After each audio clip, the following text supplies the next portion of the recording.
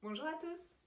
Alors aujourd'hui, troisième vidéo qui va concerner toujours les TCA, les troubles du comportement alimentaire, mais honnêtement, cette vidéo, elle va convenir à tout le monde. Voilà, elle concerne vraiment tout le monde. Donc c'est pour ça que le titre, je l'ai laissé un petit peu évasif, on va dire. Alors, c'est une question extrêmement importante que celle du sucre, et notamment du sucre raffiné. Donc, je vais déjà traiter d'une manière générale de l'importance et l'impact qu'a le sucre raffiné sur le cerveau. Et ensuite, évidemment, nous allons parler de la nécessité, à mon sens, de se sevrer de ce sucre raffiné, encore plus dans le cadre d'un trouble du comportement alimentaire type boulimie, hyperphagie. Il faut bien différencier deux choses. Donc, vous avez d'une part l'addiction au sucre qui va être une addiction type psychologique, donc pour répondre à un besoin, notamment une compensation de type émotionnel, etc. Vous avez également donc l'addiction qui va être une addiction physiologique. Donc là, on parle vraiment d'addiction de surstimulation du système nerveux central par rapport à un aliment qu'on va ingérer. C'est vraiment deux choses essentielles à comprendre. Je vais rebondir sur un commentaire que j'ai reçu sur une de mes précédentes vidéos. Une jeune femme qui disait que notamment elle n'était pas pour le fait de se sevrer notamment du sucre ou de certains types d'aliments parce que justement cela pouvait entraîner la recrudescence de boulimie ou d'hyperphagie. Je suis d'accord avec cette affirmation sur le fond. Maintenant, il est très important de comprendre encore une fois que certains types d'aliments vous maintiennent dans des crises de boulimie ou dans des crises d'hyperphagie ou dans des compulsions alimentaires, sans même rentrer dans la boulimie et l'hyperphagie. Pourquoi? Parce que quelque chose de très très simple à comprendre, le sucre raffiné, comme je vous le disais, induit donc une addiction sur le système nerveux central. Notamment donc une vidéo qui est extrêmement intéressante sur le sujet que je vous invite à regarder, qui est sur YouTube, qui s'appelle Sucre, comment l'industrie vous rend accro. Et où malheureusement l'expérience a été faite sur nos petits amis les rats, montrant que les rats devenaient plus accros au sucre raffiné qu'à la cocaïne. C'est extrêmement important de comprendre ça. Pourquoi? Parce que si vous êtes donc... mais même pour une personne, là je ne parle même pas des troubles du comportement alimentaire, mais pour n'importe quel individu, le sucre va avoir cet effet-là sur votre cerveau. Donc va entraîner une envie d'y revenir et une envie de plus en plus irrépressible. Et tout comme pour la drogue, il va vous en falloir toujours un petit peu plus. Les industriels, ces enfoirés-là, salut, l'ont bien compris parce qu'ils en foutent absolument partout. Donc ils vous en mettent dans le sucré évidemment, mais aussi dans le salé. Comme je vous l'ai expliqué l'autre jour, une pizza contient l'équivalent de 16 morceaux de sucre blanc. Voilà, c'est juste affreux. Et vous avez qu'à regarder par curiosité tous les plats préparés en supermarché. Vous regardez au dos, vous verrez qu'il y a toujours sucre, alors que vous êtes sur un plat salé. Donc, pourquoi ils font ça? Parce qu'en mettant des petites doses de drogue à chaque fois, ils vous maintiennent dans cette addiction. Ce qui nous donne, enfin, personnellement, moi, ça me donne encore plus envie de bannir toutes ces saloperies de bouffe industrielle. Vous me connaissez, je mâche pas mes mots, mais ça fait partie de mes combats de vie, donc je dénonce ce qu'il y a à dénoncer. Quand on parle de sucre raffiné, on parle du sucre blanc, celui qu'on trouve quand vous achetez du sucre globalement, c'est souvent du blanc, sucre blanc, voilà, cristallisé. Attention, le sucre roux, que l'on peut trouver aussi en supermarché, on a l'impression que c'est beaucoup plus naturel, et bien sachez que ces enfoirés-là vous colorent le sucre pour faire style que c'est un sucre un peu plus naturel, un peu style rapadura, etc. Sauf que c'est juste du sucre blanc qu'on a coloré, de façon à lui donner un aspect un petit peu plus naturel. Voilà, donc tout ça, c'est à mon sens, que vous soyez boulimique, hyperphagique ou juste quelqu'un qui veut faire attention à ce qu'il mange, c'est à bannir, parce que ce n'est pas un aliment à la base. De toute façon, il y a une règle très très simple pour savoir vers quels aliments vous devez vous diriger. Pensez à ce que la nature vous offre. Voilà, elle ne vous offre pas de sucre raffiné. C'est faux. Le sucre raffiné est passé au noir animal et au chlorure de benzène. C'est un procédé absolument affreux, très chimique. Et donc, ce n'est absolument pas naturel.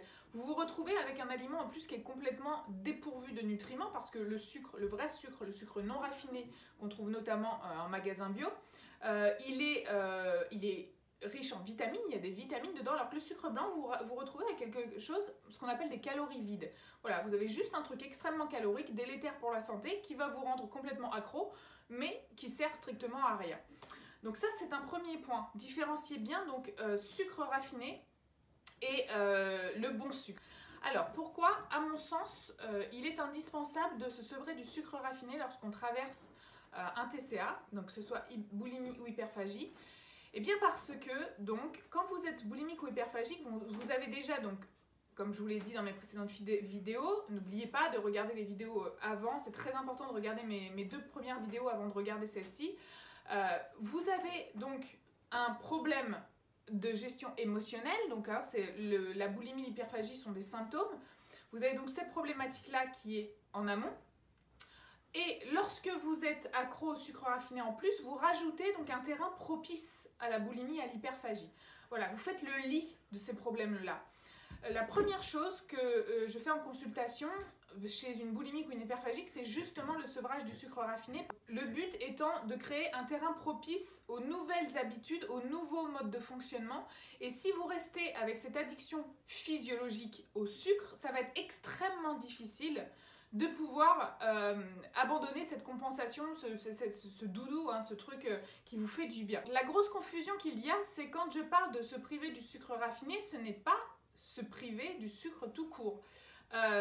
Vous pouvez tout à fait, moi je le vois très bien en consultation, je le constate tous les jours, vous pouvez, alors encore une fois, soyez accompagnés, faites pas les trucs, parce que j'entends souvent des gens me dire « mais oui, mais moi j'ai fait ça, ça n'a pas marché, oui, mais à côté de ça, qu'est-ce que tu as mis en place ?»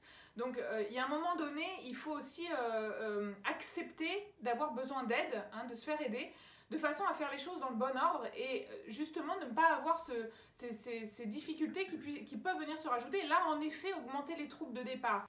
Donc notamment pour se sevrer du sucre raffiné, on ne supprime pas, on remplace. Pensez bien à ça, il n'y a pas l'idée de privation puisqu'on va remplacer. C'est-à-dire, je vous donne un exemple tout bête. Si vous avez l'habitude d'utiliser, comme la plupart des Français, utiliser donc du sucre blanc dans vos pâtisseries par exemple, au lieu de prendre du sucre blanc, vous allez prendre du sucre non raffiné, donc notamment ce qu'on appelle le rapadura. Il y a des sucres en magasin bio. Si vous allez en magasin bio, ce qui est génial avec le bio, c'est que vous êtes sûr, c'est pas à tout prix pour faire l'apologie du bio, mais il y a quelque chose qui est génial dans le bio, c'est que le sucre raffiné est interdit. Le procédé chimique pour faire le sucre raffiné est tellement ignoble et dégueulasse que c'est complètement interdit dans le bio. Donc vous tomberez avec des aliments bio, même si vous prenez des gâteaux industriels, vous tomberez toujours sur des aliments donc, qui ne contiennent pas de sucre raffiné. Donc l'idée, c'est pas de se priver, encore une fois, là faites attention hein, pour les boulimiques et les hyperphagiques qui vont dire « ouais mais je vais me passer de ça, je vais me passer de ça ». Non, tu vas pas te passer de ça, tu vas simplement le remplacer. Donc si tu as l'habitude de te faire un gâteau au chocolat avec du sucre raffiné, simplement tu utiliseras du rapadura, du sucre non raffiné. Et ça changera déjà considérablement la donne. Ce qui est très agréable à constater quand vous sevrez du sucre raffiné, c'est que les bénéfices viennent rapidement. Alors il y a de multiples bénéfices, hein, on va en parler tout à l'heure, mais sur le plan vraiment du TCA, donc de la boulimie et de l'hyperphagie, ce qu'on constate, alors mes clients me disent en général qu'au bout de 3, alors ça varie en fonction des gens, mais en général c'est, on va dire, à partir de 2 semaines jusqu'à 1 mois, ils commencent à ressentir en fait déjà quelque chose qui s'apaise en eux, c'est-à-dire cette appétence vers le sucre raffiné, vers les aliments sucrés, etc., qui diminue progressivement. Donc ça déjà c'est important et c'est très intéressant parce qu'en fait quand vous le découvrez vous-même, vous le constatez par vous-même, c'est que cette appétence, elle diminue et donc ça aussi ça crée un terrain propice au fait de ne pas se jeter sur la nourriture, encore une fois que vous soyez boulimique ou non. Donc ça déjà c'est un avantage considérable. Donc c'est vrai que je parais peut-être assez incisif sur le sujet du sucre raffiné, mais c'est parce que d'une part, alors comme vous le savez, hein, tout ce que je dis, ce sont des choses que j'ai expérimentées. Je me base avant tout sur la pratique. Là, c'est vrai que, je le constate, c'est extrêmement plus facile de traiter un TCA lorsqu'on passe par la phase sevrage du sucre raffiné. Encore une fois, alors évidemment ce n'est pas la totalité de la problématique, de ce sevrage du sucre raffiné ne va pas enrayer votre TCA, mais couplé à un travail sur la gestion émotionnelle, etc., vous allez voir que ça va être beaucoup plus facile. Si vous gardez l'addiction au sucre raffiné, c'est extrêmement difficile. Même si vous traitez le problème de gestion émotionnelle, vous allez toujours avoir cette addiction au sucre raffiné. Alors, une petite parenthèse aussi pour les femmes. Donc il y a une autre problématique qui vient s'ajouter à celle-là et qui va encore plus appuyer mes propos, c'est évidemment la dimension hormonale, puisque vous le savez, si vous êtes une femme qui est sujette à des forts SPM, donc le syndrome prémenstruel, on est bien plus vulnérable face au sucre et au gras, etc. dans cette période, parce on a même envie de plus manger en règle générale, ça s'explique, mais on va être attiré justement par des aliments qui sont soit gras, sucré, etc.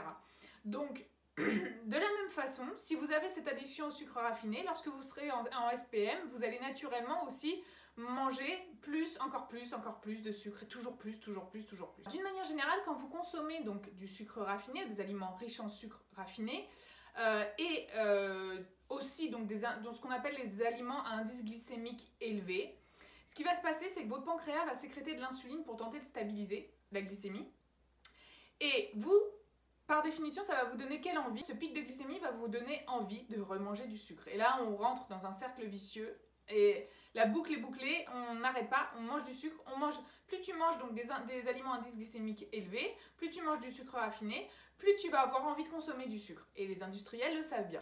Vous faites l'expérience toute bête, mais quand vous buvez un verre de coca, vous avez rarement envie de prendre un petit verre de coca par jour. Vous allez avoir, en plus, il y a le coca a aussi l'inconvénient de la caféine qui est aussi, elle, très addictive. Donc, c'est un cercle vicieux, t'en as envie toujours un petit peu plus. Alors, sur l'organisme, c'est extrêmement délétère tout ça. C'est vraiment un enfer pour le pancréas, pour tout le système. Parce que déjà ça va occasionner énormément de fatigue, mais aussi chez les femmes notamment, ça va occasionner des dérèglements hormonaux.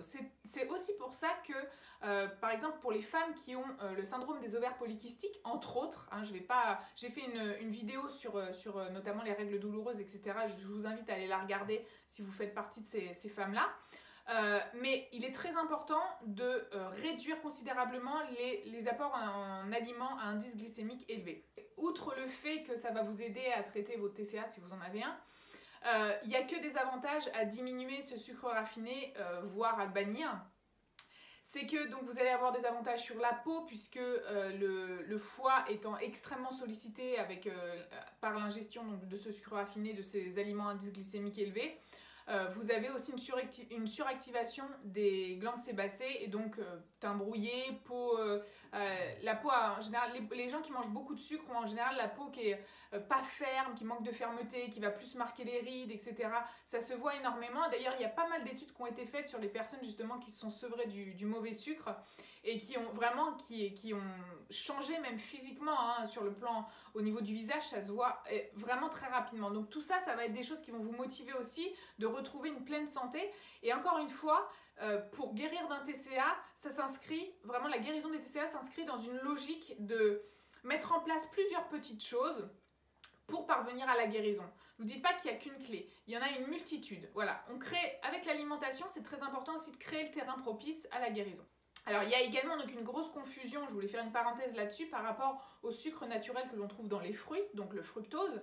Il y a des personnes parfois qui me disent « Oui, mais Audrey, est-ce que je peux manger des fruits parce que ça contient du sucre, etc. » N'oubliez pas, hein, la nature, elle vous les a donnés, elle vous les donne en abondance, les fruits. C'est du bon sucre, le fructose ne provoque pas de pic d'insuline notamment. Donc, c'est vraiment très important de comprendre ça. Puis en plus, dans les fruits, vous avez une foultitude de choses qui sont extrêmement bonnes pour la santé, des antioxydants, des vitamines, des fibres, etc. Donc là, on n'est pas sur un aliment, on n'est pas sur quelque chose qui a été industrialisé, on est sur un aliment qui contient naturellement du bon sucre. N'oubliez pas que le bon sucre, est très important pour le fonctionnement de votre cerveau. Alors, pourquoi on est attiré aussi, on peut être attiré donc, par les aliments sucrés lorsqu'on ne se sent pas bien, etc. Comme je vous le disais au début de la vidéo, donc, lorsque vous ingérez du sucre, et notamment du sucre raffiné qui lui va aller très très rapidement au cerveau, vous injectez des petits shoots de dopamine à votre cerveau et aussi de sérotonine. La problématique là-dedans, alors la sérotonine notamment, c'est ce qui vous permet d'avoir un bon moral, vous sentir bien. C'est pour ça que lorsqu'on va accéder par exemple à une pâtisserie ou ce genre de choses, vous allez sentir probablement un bien-être sur le coup, mais qui ne dure jamais et qui ne règle pas le problème de fond, n'oubliez pas ça, hein, c'est juste un cercle vicieux, puis ça vous entraîne encore un petit peu plus dans l'addiction. Mais la problématique avec ça, c'est qu'on va produire donc de la sérotonine, mais en quantité limitée. Donc le cerveau ne peut pas répondre à une suractivation permanente, et donc, à terme, ça peut entraîner quoi? Des syndromes dépressifs. Donc vous voyez, c'est le serpent qui se mord la queue, ou ce qu'il veut d'ailleurs, mais c'est très important de comprendre ça. Si vous êtes boulimique ou hyperphagique, je pense que vous pouvez très bien le voir.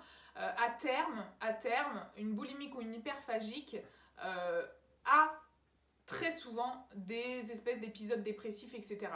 Pas seulement parce qu'elle n'a pas traité le problème de fond avec sa gestion émotionnelle, ça c'est une partie de la chose, mais aussi parce que sa façon de s'alimenter l'entraîne lentement dans une dépression ou dans des symptômes dépressifs. Donc c'est très très important de comprendre ça. L'alimentation est notre carburant, donc, et également sur le plan cérébral. Pour que le cerveau fonctionne bien, on a besoin d'une multitude de vitamines, notamment les vitamines du groupe B, les oméga 3 qui sont très importants, les acides aminés. C'est absolument nécessaire et primordial pour que le cerveau fonctionne bien. Si par le biais de vos crises, vous apportez des aliments extrêmement délétères, du sucre raffiné en pagaille, des mauvaises graisses, etc., n'oubliez pas aussi que vous entretenez de la mauvaise façon votre cerveau. Si votre cerveau ne fonctionne pas bien, pas de la bonne façon, comment voulez-vous tendre vers la guérison? C'est pour ça que c'est très très important de comprendre que, sans parler encore une fois de restrictions, parce qu'il ne faut surtout jamais tenter des régimes ou des restrictions quand on est boulimique ou hyperphagique, simplement commencer par l'éviction de certaines choses pour les remplacer par d'autres, de façon, je vous le répète, à créer un terrain propice à la guérison. C'est indispensable. Si vous restez dans une alimentation qui va être très très riche en substances délétères, vous ne pouvez pas amorcer la guérison.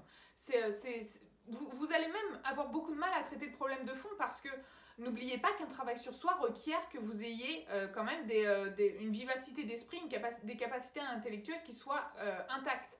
Donc ça s'inscrit, en fait, tout ça, ça s'inscrit dans une logique. Alors évidemment, encore une fois, je ne peux pas faire de cas par cas par le biais de ces vidéos, mais pour les personnes qui ne gardent aucun repas, par exemple, ce fut mon cas à une certaine période où, alors je gardais, excusez-moi pour le glamour, mais je ne vomissais pas tout, de façon à pas, c'est pour ça que j'avais un poids, j'ai jamais été anorexique, j'ai jamais été en sous-poids, mais je me nourrissais mal, donc je sentais bien de toute façon, j'étais tout le temps crevée, j'étais tout le temps fatiguée. Ça entraîne aussi, tout ça, cette alimentation-là entraîne une fatigue chronique.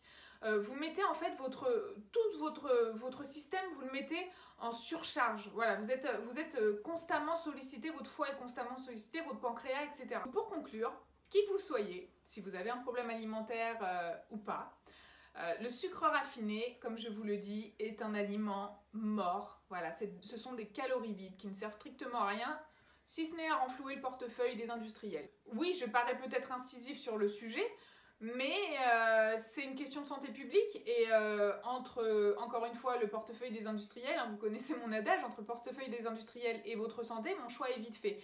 Donc, vous avez tout à y gagner à éviter le sucre raffiné. Maintenant, c'est extrêmement simple pour le faire. Je vous assure que c'est vraiment très simple. Moi, je ne cuisine que avec du sucre complet, non raffiné. Donc, j'utilise du sucre bio, tout simplement. Et très honnêtement, ce qui était très intéressant, c'est que vu que j'ai remplacé par des aliments qui me faisaient plaisir, hein, vous voyez bien, si vous me suivez sur Instagram, vous voyez bien que je suis très gourmande, donc je fais souvent des gâteaux, etc. La seule différence, c'est qu'il n'y a pas de sucre raffiné. Faites le test, hein, vous verrez, c'est pas si difficile que ça. C'est même, honnêtement, si vous remplacez, encore une fois, on n'est pas dans l'éviction, on est juste dans le remplacement, ça se fait en douceur. Voilà, vous continuez à consommer le bon sucre, des fruits, le sucre non raffiné, etc. Vous continuez à vous faire plaisir. Si vous êtes une boulimique qui est accro aux gâteaux, etc., ne supprimez pas les gâteaux. Faites-vous des bons gâteaux, soit faits maison. Et même, au pire, si vous voulez pas, parce que quand on est boulimique, on n'a pas forcément envie de se faire un gâteau, prendre le temps de faire le gâteau, ou alors tu vas le manger cru. Moi, c'était comme ça. Moi, ça se passait comme ça. Hein. J'avais même pas le temps de le faire cuire, le truc. Donc, mais au moins, si vous prenez des gâteaux industriels, prenez des gâteaux bio. Au moins, il n'y a pas de sucre raffiné. Je vous assure que ça fera la différence. Donc voilà, j'espère que cette vidéo vous a plu. Encore une fois, n'hésitez pas à la partager. N'hésitez pas à relayer cette vidéo, à vous abonner et à cliquer sur la petite cloche. C'est vraiment ce qui va m'inciter à continuer mes vidéos. C'est vous qui faites vivre la chaîne. Donc ça faisait longtemps que je n'avais pas fait de vidéo. J'ai vraiment envie de reprendre cette activité sur YouTube. Donc je compte sur vous, je compte sur vos partages. N'hésitez pas à le faire. Et c'est surtout des vidéos qui ont pour vocation d'aider les gens qui souffrent. À l'époque où j'étais dans ces troupes, j'aurais bien aimé tomber sur ce type de vidéo. Donc faites-le, ça vous prend 2 secondes et c'est très important pour les personnes qui sont vraiment dans cette problématique. Donc, je reviens très vite pour une prochaine vidéo qui va concerner encore les TCA. Il y a encore des choses à dire sur le sujet. En attendant, prenez bien soin de vous et je vous dis à très vite et à très bientôt dans une prochaine vidéo. Ciao!